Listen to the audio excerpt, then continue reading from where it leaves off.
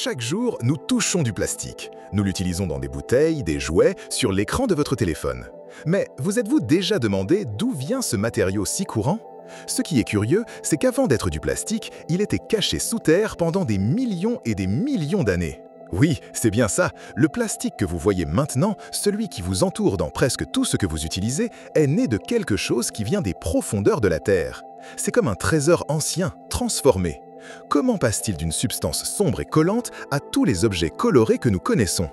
Pour le comprendre, nous devons d'abord savoir de quoi il est fait. La majeure partie du plastique, celui que nous appelons conventionnel, provient du pétrole. Pas du pétrole que vous mettez dans votre voiture, mais d'un autre type de pétrole que nous extrayons de grands puits souterrains. Pensez au pétrole comme un jus très épais, rempli d'énergie stockée. À l'intérieur de ce jus, il y a de nombreuses petites pièces chimiques, comme s'il s'agissait de millions de minuscules perles microscopiques. Ces perles sont les petits blocs de construction de tout le plastique. Chaque type de plastique est composé d'un type différent de ces perles. Par exemple, le plastique des bouteilles d'eau utilise un type de perle spéciale, et le plastique des sacs de supermarché ou des emballages en utilise un autre. Ce sont comme des Legos de différentes couleurs et formes, mais très petits, impossibles à voir à l'œil nu. Alors, la première étape est d'extraire ces pièces propres du pétrole de la Terre.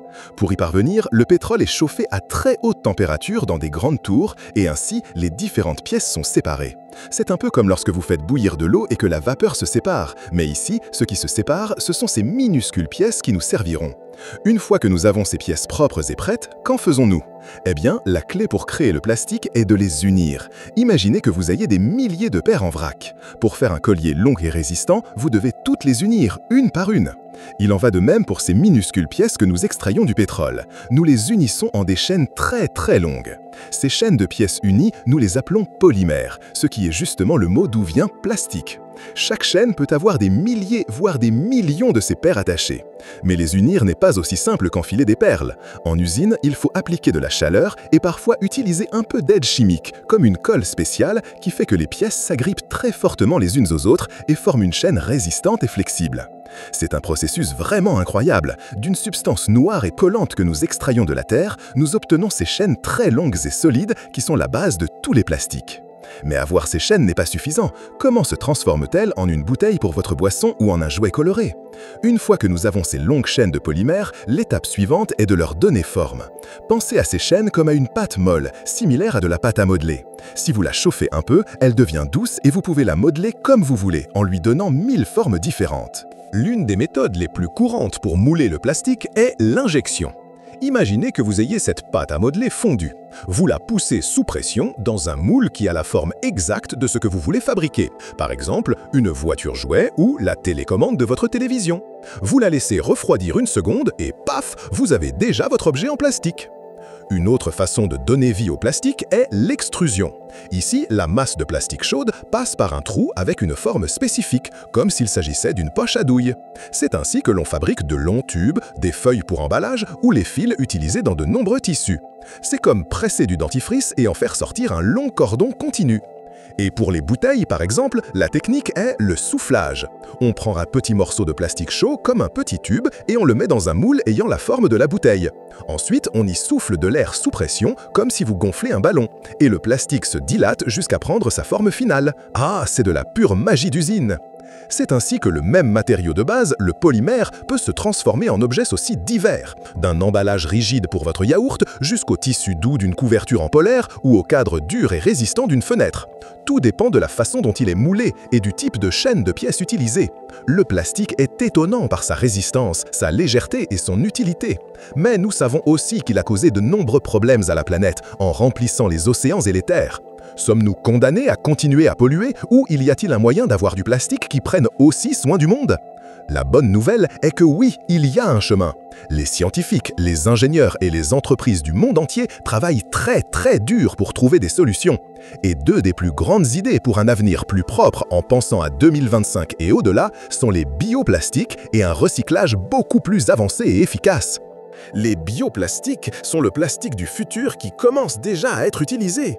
Imaginez un plastique qui ne vient pas du pétrole, mais directement des plantes. Oui, de plantes comme le maïs, la canne à sucre ou même de certaines algues qui poussent dans la mer.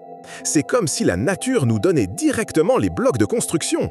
Ces bioplastiques peuvent ressembler et se sentir comme les plastiques normaux, mais beaucoup d'entre eux sont capables de se décomposer plus rapidement et plus naturellement dans l'environnement, réduisant ainsi leur impact. Certains, par exemple, peuvent être compostés. Cela signifie que, sous certaines conditions, ils se transforment en bonne terre pour les plantes, comme s'il s'agissait de feuilles mortes. Quelle merveille! Boucler la boucle avec la nature! L'autre grande solution est le recyclage.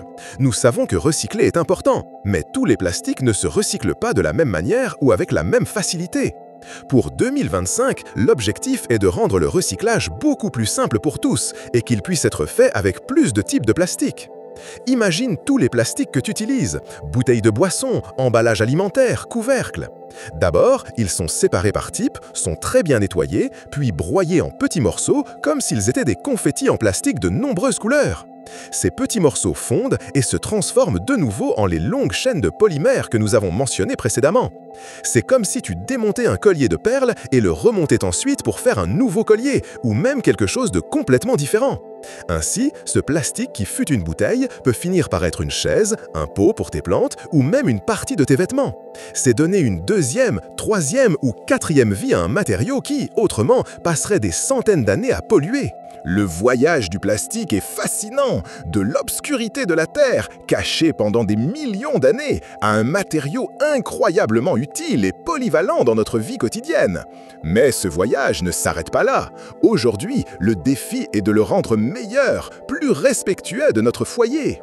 Avec les bioplastiques et un recyclage intelligent et massif, nous construisons un futur où ce matériau si polyvalent sera aussi un allié pour prendre soin de notre foyer, de la planète et des futures générations. Alors, la prochaine fois que tu utiliseras quelque chose en plastique, tu te rappelleras que son histoire est bien plus grande qu'il n'y paraît et que tu es aussi une partie fondamentale de son futur plus durable. Si tu as aimé découvrir les secrets du plastique et comment nous le transformons pour un futur plus vert, assure-toi de mettre un gros pouce bleu à cette vidéo. Abonne-toi à la chaîne Explorando pour ne pas manquer plus de voyages incroyables à travers la connaissance. Laisse-nous un commentaire en nous disant quel autre matériau tu aimerais que nous explorions et partage cette vidéo avec tes amis et ta famille. À bientôt pour la prochaine aventure, explorateur!